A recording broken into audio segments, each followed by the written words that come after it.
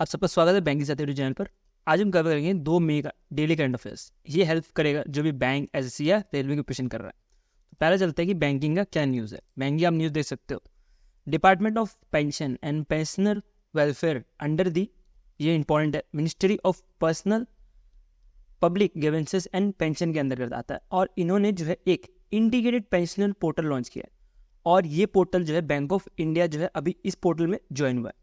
ठीक है, तो जैसे कि आप सबको पता होगा कि सेविंग अकाउंट होता है, करंट अकाउंट होता है, तो वैसे ही जो पेंशन के लिए होता है इनके लिए भी एक अलग से, इसको पीपीओ नंबर बोला जाता है, बहुत इंपॉर्टेंट होता है जो भी पेंशनर होता है उनके लिए।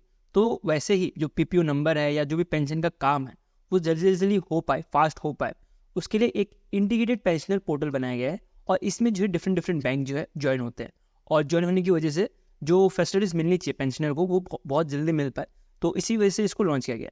तो इसमें आप देख सकते हो टोटल जो है 17 पेंशन डिस्ट्रीब्यूटिंग बैंक है। ऐसे 17 डिफरेंट बैंक है, जैसे कि axis bank, ICICI bank, HDFC, वैसे ही डिफरेंट बैंक्स है। और ये क्या करते हैं कि ये करते हैं ईजी ऑफ लिविंग ऑफ जो भी पेंशनर है उनके जो लिविंग है वो ईजी करने का काम करता है। ये 17 में से अगर आप ध्यान दोगे टोटल जो है 5 बैंक ऐसे हैं जो कि इस इंटीग्रेटेड पोर्टल के अंदर आए हैं। और ये जो है क्या क्या हेल्प करेगा इंटीग्रेटेड पोर्टल, ये हेल्प करेगा पेंशन स्लिप लेने में, status of the submission of life certificate. मतलब कि लाइफ सर्टिफिकेट का मतलब क्या हुआ, जब भी कभी किसी बंदे को पेंशन मिल रहा होता है तो उनको जो है हर साल एक लाइफ सर्टिफिकेट देना पड़ता है कि मैं जो है जिंदा हूँ, उसके बेसिस पे जो है उस बंदे को जो है पैसा मिलता रहता है। और नेक्स्ट जो है ड्यू एंड ड्रॉन स्टेटमेंट, मतलब कितना पैसा निकाला वो स्टेटमेंट, फॉर्म 16, ये सब जो है अंडरगत आता है इंटीग्रेटेड पेंशनर पोर्टल के अंदर। ठीक है, इतना इंपॉर्टेंट नहीं है, ये बस आपको ऊपर ऊपर से समझाने के लिए। इसमें इंपॉर्टेंट क्या है कि टोटल जो है 17 बैंक है, 17 में से 5 बैंक ऐसे हैं जो कि इंटीग्रेटेड पोर्टल का जो है पार्ट है। और ये 5 बैंक कौन कौन से हैं हम इसको देखते हैं।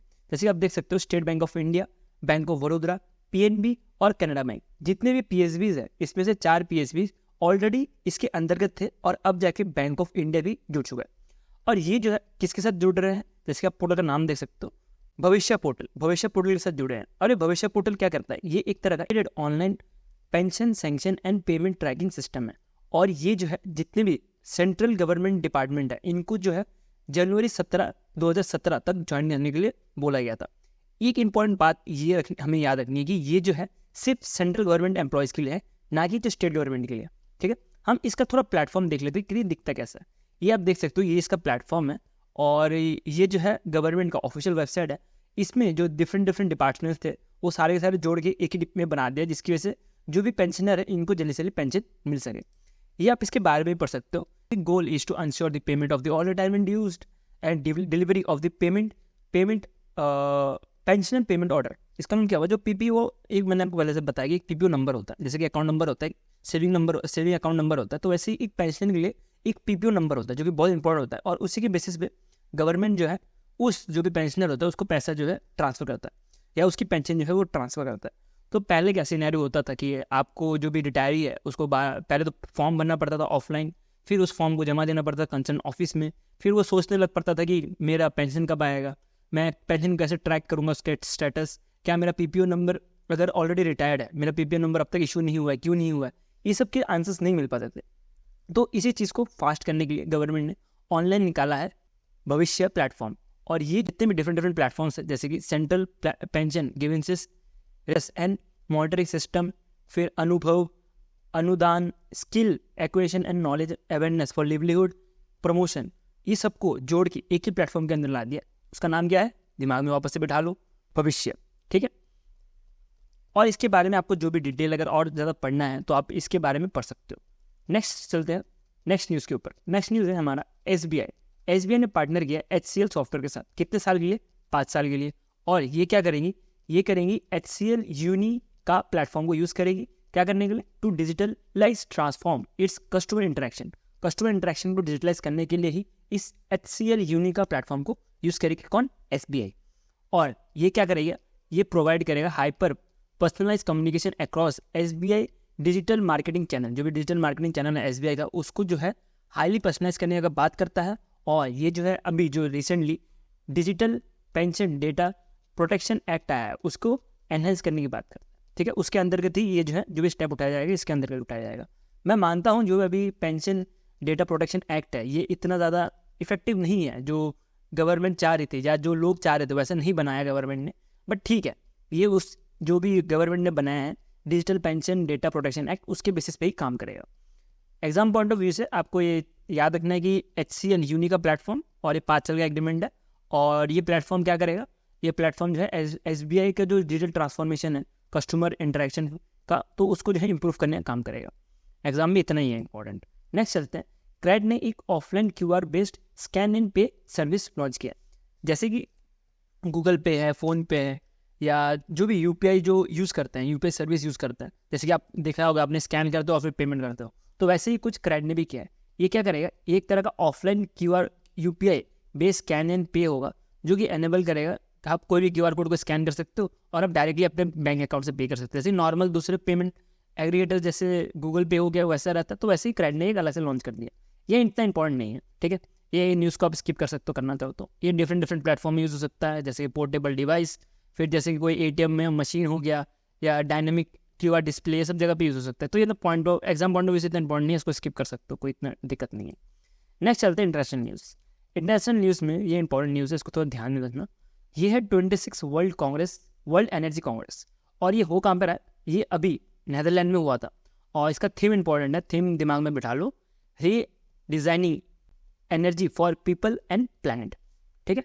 और इसमें एक पैनल था, इसमें बहुत सारे पैनल्स होते हैं, ठीक है, तो बहुत सारे पैनल में डिस्कशंस होती है, उसमें से हमें एक पैनल का नाम याद रखना है, दी new interdependence trust security and climate resilience. तो इसमें जो चेयर कर रहे थे वो कौन थे, प्रदीप कुमार दास।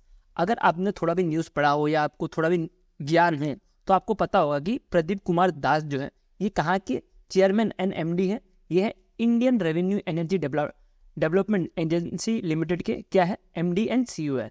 तो ये जो है एग्जाम पॉइंट ऑफ व्यू से ये जो पर्सन है ना प्रदीप कुमार दास, ये इंपॉर्टेंट है। इसके साथ जो ये नाम मैं बता रहा हूँ ना, ये मैं आपको थोड़ा मार्क भी कर देता हूँ तो आपको अच्छे समझ आएगा। ये जो new interdependence trust security and climate resilience के लिए इनको जो है चेयरपर्सन बनाया गया, ये याद रख लेना, ये एग्जाम पॉइंट ऑफ व्यू से बहुत ज़्यादा इंपॉर्टेंट है। और इसमें और क्या क्या इंपॉर्टेंट है, जैसे कि मैं बताया था कि 26 वर्ल्ड एनर्जी कांग्रेस जो है इस बार बनाया गया है, कहाँ पे, नीदरलैंड में, और इसके साथ जो है थीम इंपॉर्टेंट है, री designing energy for people and planet. अब देखो इंडिया की तरफ से जो इस कांग्रेस को जो इनॉग्रेट किया गया था, वर्ल्ड एनर्जी कांग्रेस को, उनका नाम था सेक्रेटरी पंकज अग्रवाल। ये इतना एग्जाम पॉइंट ऑफ व्यू से इंपॉर्टेंट नहीं है, वो जो आपको पहले मैंने आपको नाम बताया PK दास, वो ज़्यादा इंपॉर्टेंट है, ठीक है। और इसके साथ ही आपको क्या क्या ध्यान रखना है कि 25 WEC जो है पिछली बार रशिया में हुआ था, और इस बार 2026 में जो है सऊदी अरेबिया रियाद में होने वाला है, और ये जो है 27 होगा। एग्जाम पॉइंट ऑफ व्यू से जो भी इंपॉर्टेंट है मैंने आपको बता दिया। नेक्स्ट चलते हैं दुबई एयरपोर्ट। दुबई तो यार आपको पता ही होगा कि बुर्ज खलीफा है वर्ल्ड का सबसे बड़ा बिल्डिंग, उसके हिसाब से जो वर्ल्ड का सबसे बड़ा एयरपोर्ट प्रोजेक्ट बनाने जा रहा है वो है दुबई। इसका जो है आप सबसे जो एग्जाम पॉइंट ऑफ व्यू से इंपॉर्टेंट है, हमें से वही याद रखना है जो इसका एयरपोर्ट का नाम है, बाकी सारा का सारा भूल जाओ, जो भी इसके अंदर डिटेल्स है इतना कोई इंपॉर्टेंट नहीं है। जो इसका नाम है वो याद रख लो, अल मक्तम इंटरनेशनल एयरपोर्ट। अगर मैं प्रोनाउंसिएशन रॉन्ग कर रहा हूँ तो उसको संभाल लेना, और इसका जो है नाम दिमाग में बिठा लो, और इवन लिख लो कि एग्जाम में डेफिनेटली आ सकता है, तो इसको देख लो, ये कुछ ऐसा हो, कुछ इतना बड़ा एयरपोर्ट बनने वाला है। बाकी डिटेल्स में जाने की जरूरत नहीं है। नेक्स्ट चलते हैं अपॉइंटमेंट, ये सिंगल लाइनर है, इसको बस एक बार गो थ्रू कर। पाकिस्तान फॉरेन मिनिस्टर मोहम्मद इसकदार को अपॉइंटमेंट किया गया है एज अ डिप्यूटी PM। उसके साथ ही स्कॉटलैंड के पहले मिनिस्टर जो मुस्लिम मिनिस्टर्स थे, इन्होंने जो रिज़ाइन कर दिया। सॉरी मैं ऐड करने भूल गया, मैं आपको PDF में प्रोवाइड करूँगा तो उसमें मैं ऐड कर दूंगा कि जो पहले मुस्लिम थे स्कॉटलैंड के, उनको वो जो है रिमूव हो चुके हैं, मतलब वो खुद ही खुद रिज़ाइन कर लिया है अपने ऑफिस से। वो कौन थे, हमजा यूसुफ, ठीक है, ये नाम याद रख लेना भाई, ये भी एग्जाम पॉइंट ऑफ व्यू से बहुत इंपॉर्टेंट है। नेक्स्ट चलते हैं, Sarvanand as a director appoint किया गया है in department of land resource 5 साल के लिए, ठीक है। नेक्स्ट जो है ये बहुत ज़्यादा इंपॉर्टेंट न्यूज़ है, ये डेफिनेटली मुझे लगता भी है कि इसका ऊपर एक क्वेश्चन अपॉइंटमेंट में जरूर बन सकता है, जो एग्जाम में पूछा जा सकता है। जो ये कृष्णा ईला जी है, इनको जो है as a Indian vaccine manufacturing association ने अनाउंस किया गया है as a co-founder and executive chairman of Bharat Biotech, ठीक है। इससे पहले आपने ये नाम जरूर सुना होगा। इससे पहले कौन थे, आदर पूनावाला, जो कोविड के टाइम पे बहुत इंपॉर्टेंट पर्सन थे, जिन्होंने भारत बायोटेक से वैक्सीन भी बनवाई थी। तो इनकी जो प्रेसिडेंसी जो थी 2019 से मार्च 2024 तक थी, और अब इनकी खत्म हो गई है। अब जाके आएंगे कृष्णा जी, जो कि 2 साल के लिए रहेंगे, 2024 से 2026 तक। तो ये एग्जाम पॉइंट ऑफ व्यू से बहुत ज़्यादा इंपॉर्टेंट है। आदर पूनावाला जी इंपॉर्टेंट है, कृष्णा जी इंपॉर्टेंट है, कितने साल के लिए है ये इंपॉर्टेंट है, 2 साल के लिए, और कब तक रहेंगे, मार्च 2026 तक रहने वाले हैं, 31 मार्च 2026 तक रहने वाले हैं। उसके बाद एक्सटेंशन होगा क्या होगा वो बात की बात है, अभी नाम सारे के सारे ध्यान रख लो। नेक्स्ट चलते हैं अवार्ड के ऊपर। अवार्ड जो है अभी सब जगह AI चल रहा है, जैसे कि आपको पता ही होगा, हर जगह पे AI आ चुका है। तो वैसे ही इंडिया टुडे जो कि एक तरह का न्यूज़ ग्रुप है, इन्होंने एक AI लॉन्च किया है जिसका नाम है सना। सना क्या है, एक तरह का AI बॉट है, मतलब AI एंकर है जो कि एज ए न्यूज़ एंकर काम करती है। इस AI को जो है इंटरनेशनल न्यूज़ मीडिया एसोसिएशन जो कि ग्लोबल मीडिया अवार्ड मिला गया है लंदन में, और इसको जो है फर्स्ट प्राइज मिला गया है best use of AI in customer facing product. मैं वापस रिपीट कर रहा हूँ, ये इंपॉर्टेंट है, ठीक है। सना को क्या मिला है, best use of AI in customer facing product के लिए, ठीक है। एग्जाम पॉइंट ऑफ व्यू से ये इंपॉर्टेंट है। इसके साथ ये भी याद रखना कि बेस्ट इन साउथ एशिया में सबसे बेस्ट AI कौन सा बनाया गया है, सना को बनाया गया for AI lead news room transformation award के लिए। इनको इसके लिए भी चुना गया। ये 2 अवार्ड जो है आपको याद रखना है। किसने बनाया है, इंडिया टुडे ग्रुप ने बनाया है। कहाँ पे ये अवार्ड दिया गया है, ये अवार्ड लंदन में दिया गया है। किसने दिया है, international news media association global media award के नाम से इस अवार्ड को जाना जाता है। किसके लिए दिया गया है, ये AI based power news anchor के लिए दिया गया ये अवार्ड, और ये एंकर का नाम क्या होने वाला है, सना। नेक्स्ट चलते हैं। नेक्स्ट आलोक शुक्ला जी को प्रेस्टिजियस गोल्डमैन इन्वायरमेंट प्राइज मिला है 2024 का। मैं इसके साथ ही बताना चाहूँगा जी, ये गोल्डमैन इन्वायरमेंट प्राइज है, इसको जो है ग्रीन नोबेल प्राइज बोला जाता है, जिसकी वजह से एग्जाम पॉइंट ऑफ व्यू से बहुत इंपॉर्टेंट हो जाता है इसके बारे में पढ़ना। किसको मिला है, आलोक शुक्ला जी को मिला है। ये कहाँ से बिलोंग करते हैं, ये छत्तीसगढ़ से बिलोंग करते हैं। ये जो है एक तरह के इन्वायरमेंट एक्टिविस्ट है, और इवन जो छत्तीसगढ़ के बचाओ आंदोलन में इनका बहुत बड़ा हाथ था, जिसकी वजह से ये जो है अवार्ड मिला गया है। एग्जाम पॉइंट ऑफ व्यू से इतना इंपॉर्टेंट। नेक्स्ट चलते हैं स्पोर्ट्स के ऊपर। आर्चरी वर्ल्ड कप स्टेज 1, ठीक है, आर्चरी वर्ल्ड कप स्टेज 1। ये मैं सोचा कि एग्जाम में स्टेज 1 स्टेज 2 से क्वेश्चन आते हैं कि नहीं। मैंने भी एक बार गलती कर दी थी कि मैं स्टेज 1 स्टेज 2 नहीं पढ़ता था, सीधे जो फाइनल वाला रिजल्ट है वो पढ़ता था। बट एग्जाम में जो है ना स्टेज 1 का क्वेश्चन पूछ दिया था। ये मैं बैंक की बात कर रहा हूँ। तो आपको जो है इसके जो स्टेज होते हैं वो सारे स्टेज जो है वो याद करना है। और ये जो है इस बार 2024 में जो हुआ था ये 18वां था, मतलब 18 था। ये भी याद रखना कौन सा एडिशन था, ये 18 था, ठीक है। इसमें इंडिया ने जो है टॉप मारा है, 8 जो है मेडल जीते हैं, इसमें से 5 गोल्ड है। बाकी चीज़ें भूल जाओ कि सिल्वर कितने हैं, ब्राउन्स कितने, बस याद होगी 5 जो है गोल्ड मिले, ठीक है। इसमें जो स्पॉन्सर्स थी वो कौन थी, हुंडई थी। और ये कहाँ पे ऑर्गेनाइज किया गया था, ये सिंगाई चाइना में ऑर्गेनाइज किया गया था। और इंडिया को जो है हाईएस्ट नंबर ऑफ गोल्ड मिले हैं, जिसकी वजह से इंडिया जो है पहले नंबर पर कंट्री आती है। और इसी वजह से एग्जाम पॉइंट ऑफ व्यू से भी इंपॉर्टेंट हो जाता है कि आर्चरी वर्ल्ड कप स्टेज 1 में कौन सी कंट्री जो है नंबर 1 में आती है। तो आपको इसका सीधा आंसर पता लगना चाहिए कौन सी है, इंडिया। और इवन हाईएस्ट मेडल टैली भी मिला है सिंगल वर्ल्ड कप स्टेट में। और जैसे कि मैंने आपको बताया कि स्टेट 1 है, तो ऐसे कितने स्टेट होते हैं, वैसे स्टेट 2 होता है, स्टेट 3 होता है, उसके बाद जो है इसका फाइनल जो मैच होता है उसके बाद होता है। तो स्टेज 1 जो है अभी जैसे मैंने आपको बताया सिंगाई चाइना में है। स्टेट 2 जो है मई 2024 में साउथ कोरिया में होने वाला है। और स्टेट 3 जो है जून 2024 में तुर्की में होने वाला है। और जो फाइनल स्टेट है अक्टूबर 2024 में होने वाला है, वो मैक्सिको में होने वाला है।